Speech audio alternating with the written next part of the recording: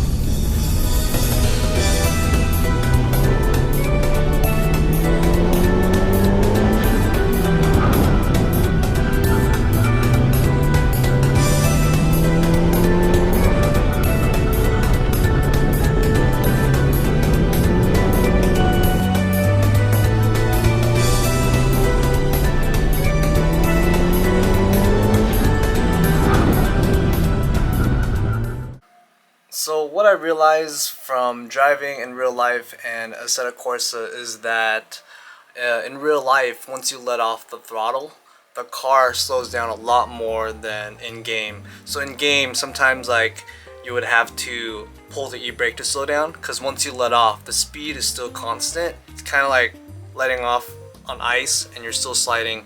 So at times when I'm driving on track, I've been playing the game so much that I think I need an e-brake, but I really don't. So there's like a bunch of clips of me just like reaching for e-brake, trying to e-brake when I really didn't need to. So yeah, let's go ahead and put a clip side by side. And also I slowed the Assetto Corsa clip down to around 80 speed instead of 100, just because of that reason of me letting off, and it's just still moving really fast, where in real life if I let off it's actually slower. It catches like grip a lot faster and slows me down a lot more. So alright, let's throw it up there.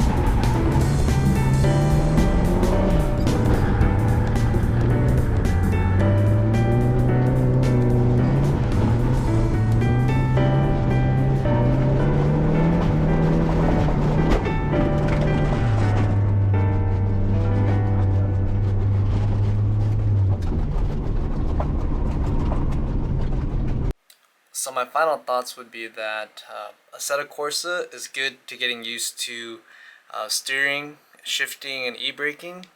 I'm very comfortable with that now. I used to do like the jazz hands where I would let go of the steering wheel like this and then close it like that. But now I understand where the steering wheel is going to spin, and I'm very comfortable with that. I believe that's from driving Assetto Corsa. But gassing around 7,000 RPMs in the game doesn't push you out of the apex, whereas in real life it would push you all the way out if you keep flooring it.